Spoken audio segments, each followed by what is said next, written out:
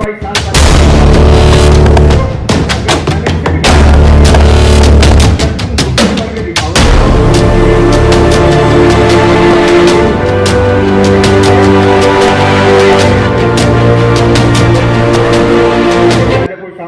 है नहीं, तो मेरा यकीन इस बात पर है। लो उसके लिए तो चंदा पर्ची हमारे हिस्से में आएगी। पहले भी घोषणा करी थी, आपके अकाउंट में पहुंच गए होंगे। आगे भी जो भी कहोगे इंशाल्लाह उससे भाग मिलेगी। जय हिंद जय भारत। आने का मौका मिला भाई नौशाद अली एडवोकेट भाई महमूद हसन की वजह से, लेकिन दुख इस बात का कि हमारी बिरादरी के लगभग सुना हमने सही तो आपको ही पता होगा फिगर का कि कहाँ यहाँ गंगो क्षेत्र में 50-55 हज़ार के करीब मुस्लिम गुज्जर वोट हाँ, लेकिन अफसोस की बात यह है कि यहाँ लोगों के अंदर वजन ही नहीं है। अगर कोई भी यहाँ का लोकल नेता एक आवाज लगा दे हमारी बिरादरी के खास तौर पर, साथियों में से बड़े बड़े बैठे होशियार हैं, पढ़े लिखे हैं। अब ये काफ़ी दिनों से मेहनत चल रही थी। ये तो मौलाना कामिल साहब की देन है कि आज हम बहुत बीमारियों से बच रहे बिरादरी के नाते, जैसे यहाँ इकट्ठे हुए हैं। उनका भी ख्याल करते हुए चले गए। अब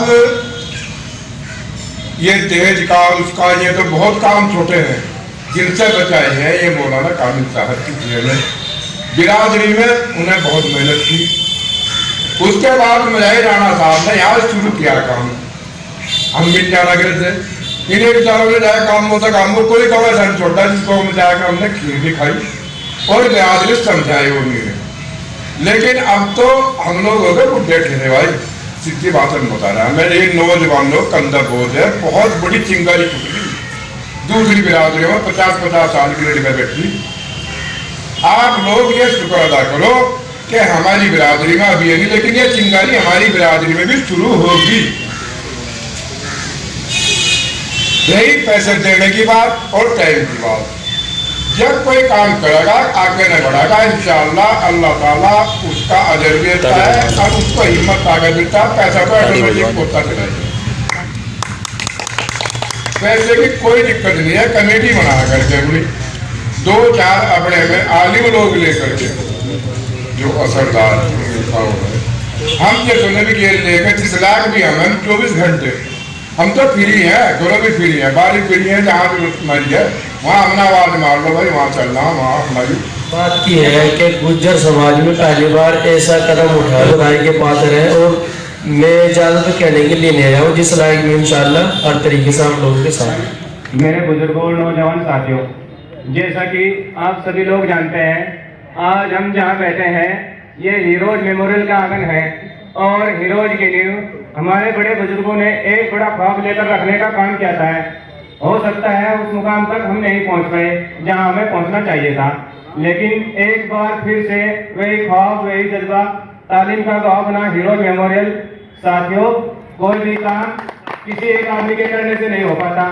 यह काम तमाम उन लोगों की सहमति से हो पाया जो एक जैसे विचार के लोग थे, एक जैसी सोच रखने वाले लोग थे।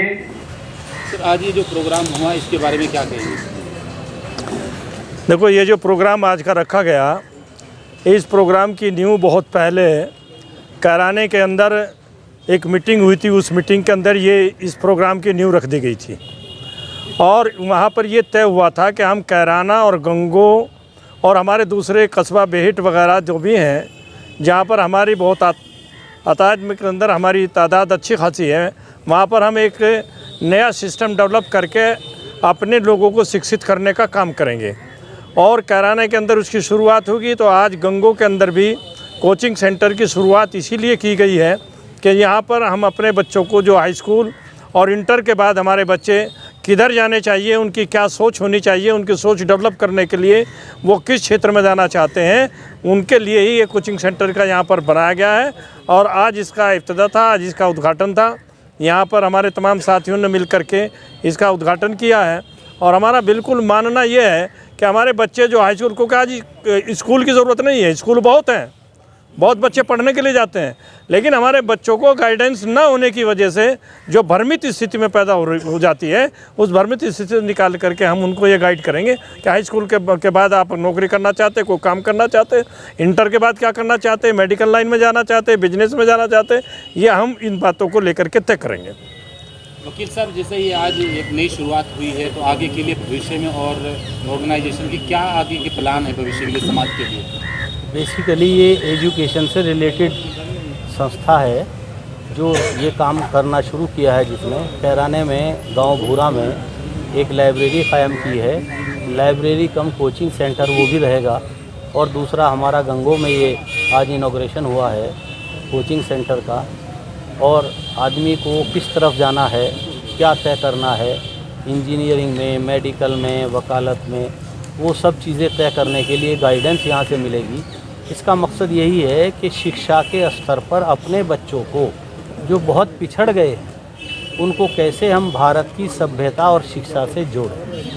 किस तरह की व्यवस्था की गई है कोचिंग सेंटर में? कोचिंग सेंटर में हम लोग अच्छे एक्सपर्ट टीचर रखेंगे जो यहाँ जीके की और प्रोफेशनल कंपटीशन के लिए, चाहे वो दरोगा हो, सिपाही हो, वकालत हो या क्लरिकल जॉब हो, कंप्यूटर सिस्टम यहाँ शुरू कर रहे हैं, उसके लिए उसे तैयार करना।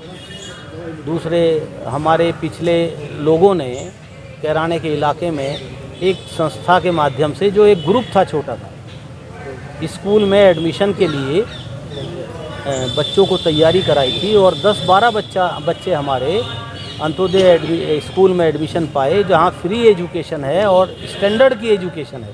तो वहाँ से हमें ये प्रेरणा मिली, उन बच्चों को हमने सम्मानित किया था, उनके टीचर को सम्मानित किया था, जहाँ से हमारे दिल में ये ख्वाहिश जागी कि ये काम करना चाहिए। इसी तरह से हमने ये कोचिंग शुरुआत की है। इसमें हम बच्चों को ऐसी ही कोचिंग देंगे जो अपनी जॉब में, मुल्क की हिस्सेदारी में, प्रोफेशनल कोर्सेज़ के हिस्सेदारी में जगह बना सके, दाखला ले सके या नौकरी पा सके और आगे बढ़ सके। आयोजन किया गया था, क्या उद्देश्य है? देखिए, आज बड़ी खुशी का दिन है कि मुस्लिम गुज्जर एजुकेशन वेलफेयर सोसाइटी ने, जैसा कि पिछले कैराने में जो पहली मीटिंग हुई थी और उसमें 2 चीज़ों को लेकर इरफान भाई और जो उनकी पूरी टीम थी, तालिब भाई और नौशाद भाई, पूरी टीम जो है मुस्लिम एजुकेशन वेलफेयर सोसाइटी से जुड़ी हुई है, उन्होंने निर्णय लिया था कि हम समाज के शिक्षा के लिए कुछ काम करना चाहते हैं। उसमें इन्होंने पहले लाइब्रेरी, हमारे वकील साहब इरफान भाई, इन्होंने लाइब्रेरी का प्रस्ताव रखा कि हम कैराने में लाइब्रेरी की व्यवस्था करना चाहते हैं ताकि हमारे बच्चों को बुकें उपलब्ध हो जाएं और वो फ्री में तालीम हासिल करें। दूसरा उद्देश्य था कोचिंग का, क्योंकि कोचिंग भी एक मेन उद्देश्य ये है कि जो बच्चा गाइडेंस अगर उसे नहीं मिलेगी तो वो कहीं ना कहीं भटक जाएगा। और गाइडेंस का मतलब कहाँ है कि उसे कोई घर तो गाइडेंस देने जाएगा नहीं, प्रॉपर एक जगह होनी चाहिए जहाँ कोचिंग सेंटर चला सके। और कोचिंग सेंटर में हर एक बच्चे को, वो किस क्षेत्र में जाना चाहता है, वो मेडिकल में जाना चाहता है, इंजीनियरिंग में जाना चाहता है, उसके साथ साथ मैंने जैसे अभी भी कहा था कि हम एक चीज़ और, मैं इन प्रस्ताव मैंने इन्हें दिया है कि हमारा जो गेम्स हैं, हमारे पास माशाल्लाह लड़के मेहनती हैं और ताकतवर भी हैं। अगर हम अपने बच्चों को उस लाइन में भी भेजना चाहें तो उसके लिए यहाँ गाइडेंस हम लोगों को, उसके लिए भी एक गाइडेंस की व्यवस्था हमने यहाँ करने का काम करेंगे ताकि हम लोग अपने बच्चों को ओलंपिक में वो मेडल लेकर आए,